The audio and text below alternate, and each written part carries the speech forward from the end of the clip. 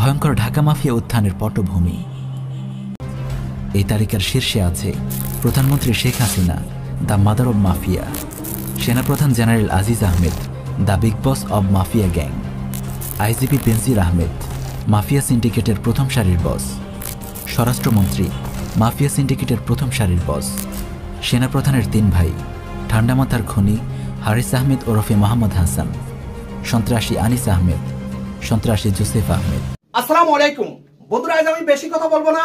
Al Jazeera যে নতুন প্রতিবেদনটি প্রকাশ করেছে, পুরো প্রতিবেদনটি আপনাদেরকে দেখাবো। প্রতিবেদনটি দেখে আপনারা বুঝতে পারবেন বাংলাদেশ নিয়ন্ত্রণ করছে কারা, বাংলাদেশের মাফিয়া কারা।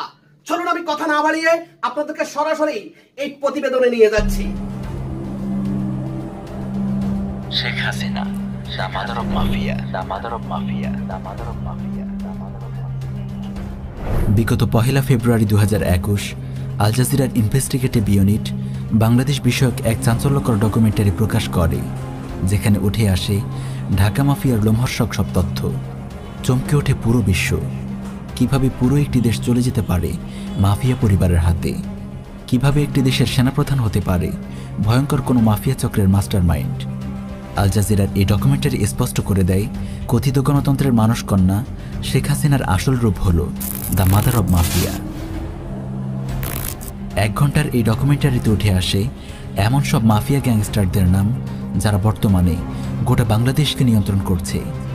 এই তালিকার শীর্ষে আছে প্রধানমন্ত্রী Sheikh Hasina, the mother of mafia; সেনাপ্রধান general Aziz Ahmed, the big boss of mafia gang; IGP Benazir Ahmed, mafia সিন্ডিকেটের প্রথম সারির বস; স্বরাষ্ট্রমন্ত্রী, মাফিয়া সিন্ডিকেটের প্রথম সারির বস; সেনাপ্রধানের 3 ভাই, ঠান্ডা মাথার খনি হারিস আহমেদ ওরফে মোহাম্মদ হাসান; সন্ত্রাসী আনিস আহমেদ; সন্ত্রাসী জোসেফ আহমেদ।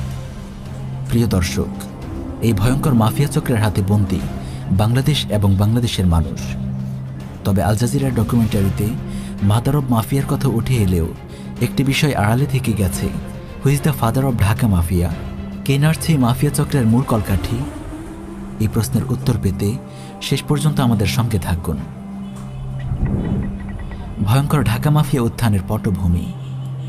ঢাকার মোহাম্মদপুরে বাস করত মাফিয়া মাস্টারমাইন্ড সেনাপ্রধান আজিজ আহমেদের পরিবার। আজিজ ছিল তার 5 ভাইয়ের মধ্যে দ্বিতীয়। পরিবারের আর্থিক অবস্থা অত্যন্ত খারাপ ছিল।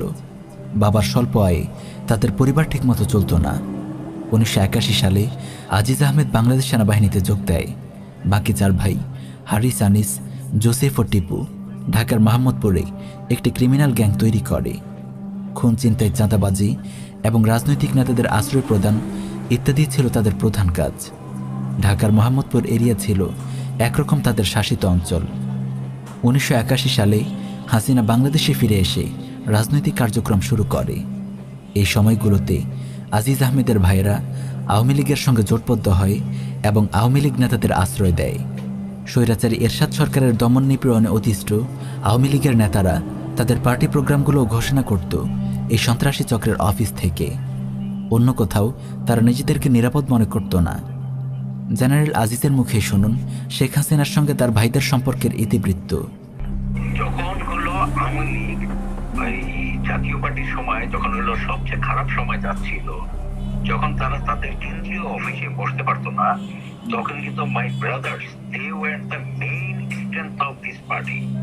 কেন্দ্রীয় নেতারা এসে আমার ছোট ভাইয়ের অফিসে বসে তারা হলো পার্টির হলো প্রোগ্রাম এখান থেকে অ্যানাউন্স করতো তারা, কারণ অন্য জায়গায় তারা নিরাপদ মনে করতো না, তো তারা ছিল ইয়াতে। 90-এর দশকের মাঝামাঝি সময়ে হারিস আহমেদ শেখ হাসিনার ব্যক্তিগত বডিগার্ডের দায়িত্ব পালন করে।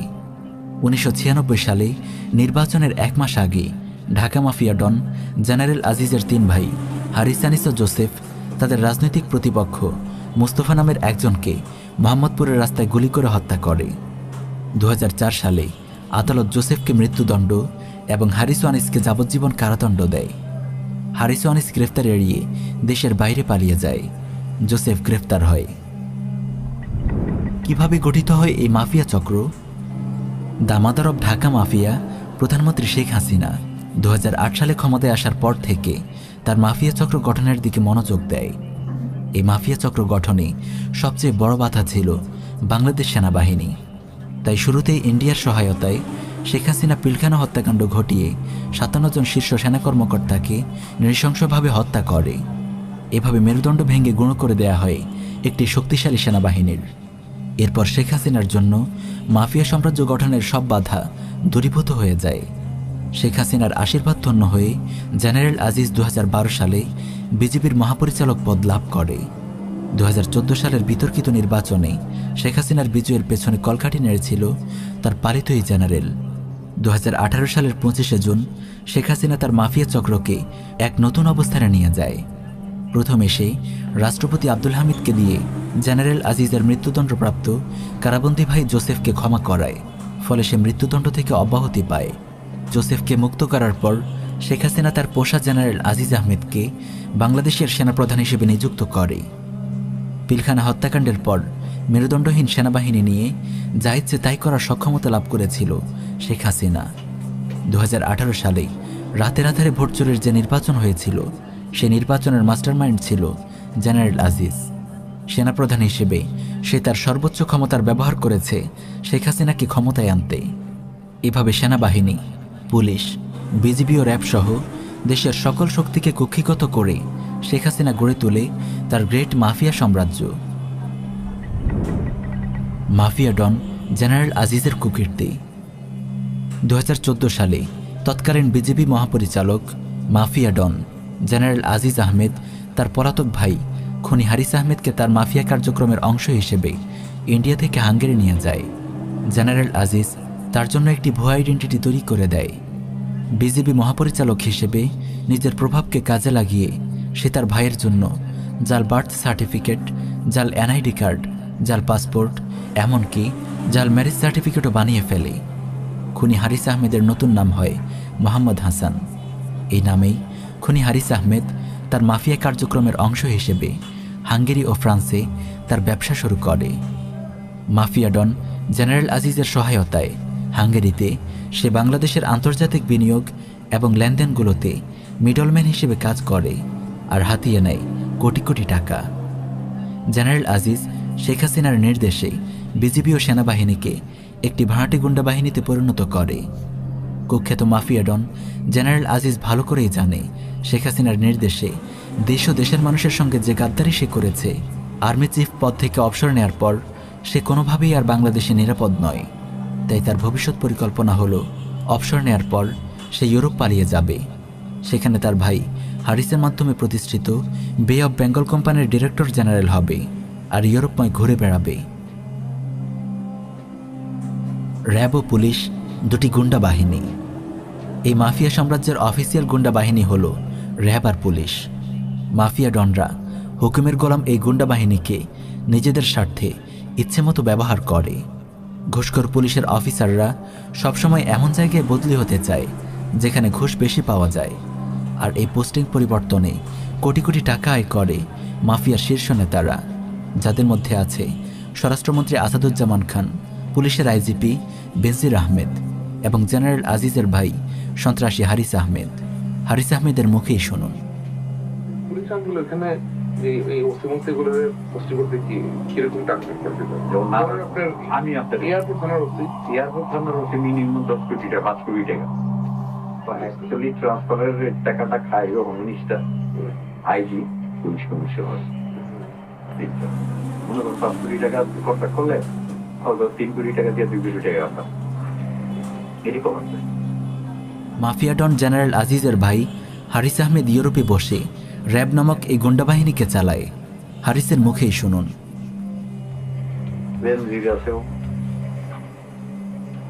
র্যাব আছে, আছে, সবকিছু তো ওদিকে তো কাম করাই।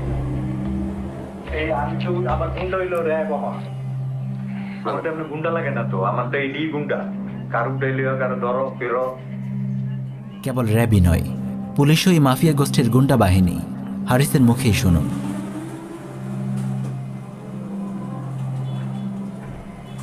ওরা কাজ করে, আমরা গুন্ডা আছে, পুলিশও আছে, পুলিশের তো বড় গুন্ডা, গুন্ডার লাগে না তো। গুন্ডা হন পুলিশ, যার পুলিশ লাইন আছে, তার প্রশাসন আছে, হ্যাঁ হন গুন্ডা। একজন পুলিশ গুন্ডার বক্তব্য আমরা এখানে নমুনা হিসেবে পেশ করছি।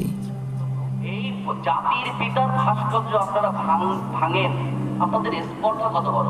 আমি কঠোরভাবে বলতে চাই যে এর পরবর্তীতে যাদেরকে তো ধরা হয়েছে তাদেরকে তো শাস্তির মুখোমুখি, কঠোর শাস্তির মুখোমুখি হতেই হবে। যদি এর পরবর্তীতে এমন কোনো ঘটনা ঘটে, সরকারকে এত দুর্বল মনে করবেন না মৌলবাদী চক্র, একদম হাত কিন্তু ভেঙে দেবো। বেনজির আহমেদ জঘন্য এক মাফিয়া সন্ত্রাসীর নাম। জেনারেল আজিজের পর মাদার অব মাফিয়া শেখ হাসিনার পোষা সবচেয়ে বড় গুন্ডার নাম বেনজির আহমেদ। গোপালগঞ্জের এই সন্ত্রাসীকে শেখ হাসিনা একের পর এক প্রমোশন দিয়ে নিয়ে আসে মাফিয়া চক্রের একেবারে শীর্ষ লেভেলে। 2015 সালের 7 জানুয়ারি শেখ হাসিনা তাকে র্যাবের মহাপরিচালক বানায়। তারপর 2020 সালের এপ্রিলে তাকে পুলিশের আইজিপি পদে উন্নীত করা হয়। মিস্টার বেনজির আহমেদকে আমরা প্রায় দেখি মিডিয়ায় বড় বড় কথা বলতে, অথচ সে নিজে হারিসের মতো রাস্তার গুন্ডাদের পালিত কুকুর। সে হারিসের হয়ে বাংলাদেশের নাগরিকদের ফোন ট্র্যাক করে। দেখুন জেনারেল আজিজের ভাই খুনি জোসেফের সঙ্গে মিস্টার বেনজিরের অন্তরঙ্গ মুহূর্তের ছবি। আইনের পোশাক পরা এই কালপ্রিটের হাতে লেগে আছে অসংখ্য মুসলিম তরুণের রক্ত। অগণিত জঙ্গি নাটক সাজিয়ে সে খুন ও গুম করেছে অসংখ্য মুসলিম তরুণকে। একটু আগেই আমরা দেখিয়েছি সন্ত্রাসী হারিস আহমেদের ঘুষখোর সিন্ডিকেটের সেও একজন গুরুত্বপূর্ণ সদস্য। ডকুমেন্টারিতে হারিস আরও বলেছে সে ইউরোপে বসে র্যাব গুন্ডাদেরকে তার প্রতিপক্ষের বিরুদ্ধে লেলিয়ে দেয়। 2019 সালে মোহাম্মদপুরের রাজনীতিবিদ মিজান রহমানের বিরুদ্ধে সে র্যাবকে লেলিয়ে দেয়, কারণ মিজান রহমান হল হারিসের হাতে নিহত মোস্তফা রহমানের ভাই। মোস্তফা রহমানের ভাতিজা মেহেদি হাসানের বক্তব্য শুনুন। Most of the people who is involving in rap, like Lieutenant Colonel or Colonel, they are really close to General Aziz. If General Aziz said, yeah, okay, do it, so that they can do it, because they had the command of General Aziz. He has the power of Bangladesh Army, he has the power of his brothers, because they are gangsters, they are mafia. একজন পুলিশের IGP কাজ করছে হারিসের মতো একজন গুন্ডার পোষা কুকুর হয়ে। লজ্জার ব্যাপার বই কি। শত শত নিরপরাধ মানুষের রক্তে যার হাত লাল হয়ে আছে, ঘুষ ও চাঁদাবাজি করেই যার দিন চলে, এমন একজন শীর্ষ মাফিয়া সন্ত্রাসীর মুখে সন্ত্রাস ও উগ্রবাদ বিরোধী বক্তব্য সত্যিই হাসির ব্যাপার। মিস্টার বেনজিরের কয়েকটি উগ্রবাদী বক্তব্য শুনুন। কিন্তু এখন দেখছি আমরা নিউ ভার্সন অফ ইসলাম, যেখানে ইসলাম শেখাচ্ছে বড় ভাইরা। তো এই যে বড় ভাইয়ের ইসলাম, আমাকে বলি ক্যাম্পাসে বড় ভাইয়ের ইসলাম প্রচার করতে সঙ্গে সঙ্গে হবে না। এই বড় ভাইয়ের ইসলাম আমরা নিশ্চিন্ত করতে চাই। So let us know. We don't have to identify yourself. Just send us an email or something like that, and we are here. এই বড় ভাইয়ের ইসলাম আমরা ধ্বংস করে দেবো নিশ্চিত। Who is the father of Dhaka mafia? আল জাজিরার ডকুমেন্টারি অনেক কিছুর পর্দা উন্মোচন করেছে। আমরা দেখেছি প্রধানমন্ত্রী পরিচয়ের আড়ালে শেখ হাসিনার আসল মুখ দ্য মাদার অব মাফিয়া। দেখেছি সেনাপ্রধানের পদে বসে থাকা গাদ্দার আজিজ আহমেদের প্রকৃত চেহারা, একজন মাফিয়া ডনকে। দেখেছি আইজিপি রূপে মিস্টার বেনজির আহমেদের আসল মুখ, ঢাকা মাফিয়ার একজন বিশ্বস্ত গুন্ডাকে। আরও দেখেছি স্বরাষ্ট্রমন্ত্রী আসাদুজ্জামান খানের ঘুষ সিন্ডিকেট। কিন্তু আমরা কি ভেবে দেখেছি এই মাফিয়া সাম্রাজ্যের মূল কারিগরকে? কার ছত্রছায়ায় 1 দশকেরও কম সময়ে গড়ে উঠেছে এই নজিরবিহীন মাফিয়া সাম্রাজ্য? Who is the father of Dhaka mafia? Al Jazeera এই বিষয়টি এড়িয়ে গেলেও আমরা সেটি দেশবাসীর সামনে স্পষ্ট করে দিতে চাই। ঢাকা মাফিয়ার বর্তমান খলনায়ক হল গুজরাটের কসাই mister Narendra Modi, the father of Dhaka mafia. বাংলাদেশের অনেক মন্ত্রী এ ব্যাপারে সুস্পষ্ট ইঙ্গিত দিয়েছে। প্রধানমন্ত্রী শেখ হাসিনা বলেছে, বাংলাদেশ ও ভারতের ক্রমবর্ধমান অর্থনৈতিক নির্ভরতা আমরা আনন্দের সঙ্গে স্বীকৃতি দেই। পররাষ্ট্রমন্ত্রী আব্দুল মোমিন বলেছে, ভারত ও বাংলাদেশের সম্পর্ক স্বামী স্ত্রীর মতো। স্বরাষ্ট্রমন্ত্রী আসাদুজ্জামান খান বলেছে, ভারত আমাদের পরীক্ষিত বন্ধু। নরেন্দ্র মোদী ভারতের কুখ্যাত জঙ্গি সংগঠন আরএসএসের একজন ঝানু নেতা। 2002 সালে গুজরাটের মুখ্যমন্ত্রী থাকাকালে সে হাজার হাজার মুসলিমকে হত্যা করে। ইতিহাসে এই ঘটনা গুজরাট হত্যা নামে খ্যাত। 2014 সালে ভারতের লোকসভা নির্বাচনে রাজনৈতিক দল বিজেপি থেকে সে ভারতের প্রধানমন্ত্রী নির্বাচিত হয়। প্রধানমন্ত্রী হিসেবে দায়িত্ব গ্রহণের পর থেকেই সেই নিরলসভাবে কাজ করে যাচ্ছে জঙ্গি সংগঠন আরএসএস এর ড্রিম প্রজেক্ট অখণ্ড ভারতের রামরাজত্ব প্রতিষ্ঠা নিয়ে। ইতিমধ্যে সে অনেক এগিয়েছে। সংবিধানের ৩৭০ ধারা বাতিল করে কাশ্মীরের স্বায়ত্তশাসন কেড়ে নিয়েছে, বাবরি মসজিদ ভেঙে রাম মন্দির নির্মাণ করেছে, মুসলিমদেরকে বাস্তুভিটাহীন উদ্বাস্তু জাতিতে পরিণত করতে পাশ করেছে সিটিজেন অ্যামেন্ডমেন্ট বিল সিএএ। এই আইন বাস্তবায়িত হলে ভারতের মুসলিমদের পরিণতি আরাকানের মুসলিমদের চেয়েও জঘন্য হবে। অতি অল্প সময়ে তার অগ্রগতি উপমহাদেশের মুসলিমদের জন্য এক অশনি সংকেত। শেখ হাসিনাকে দিয়ে ঢাকা মাফিয়া প্রতিষ্ঠা গুজরাটের কসাই নরেন্দ্র মোদীর হিন্দুত্ববাদী এজেন্ডারই একটি গুরুত্বপূর্ণ প্রজেক্ট। ভারতের গোয়েন্দা সংস্থা র 2009 সালে বাংলাদেশের ইতিহাসের বর্বরতম হত্যাকাণ্ড ঘটায় ঢাকার পিলখানায়। হত্যা করা হয় দেশের শীর্ষ আর্মি নেতৃত্বকে, ভেঙে গুঁড়িয়ে দেয়া হয় একটি স্বাধীন দেশের সেনাবাহিনীর মেরুদণ্ড। ভারতের র আর শেখ হাসিনার যৌথ উদ্যোগে সংগঠিত এই নৃশংস হত্যাকাণ্ডই বাংলাদেশে রচনা করে একটি মাফিয়া চক্রের ভিত। 2004 সালে ক্ষমতায় আসার পর মিস্টার নরেন্দ্র মোদীর সার্বিক সহযোগিতায় শেখ হাসিনা গড়ে তোলে এই নজিরবিহীন মাফিয়া সাম্রাজ্য। প্রিয় দর্শক, আপনারা জানেন মরণফাঁদ ফারাক্কা, সীমান্ত হত্যা, টিপাইমুখ বাঁধ সহ বিভিন্ন ইস্যুতে ভারতের হিন্দুত্ববাদী সরকার বাংলাদেশের মানুষের ওপর নানানভাবে জুলুম করে আসছে। তবে নরেন্দ্র মোদীর এই মাফিয়া সাম্রাজ্য প্রতিষ্ঠা অন্য সব ইস্যুর মতো সাধারণ কোনো ইস্যু নয়।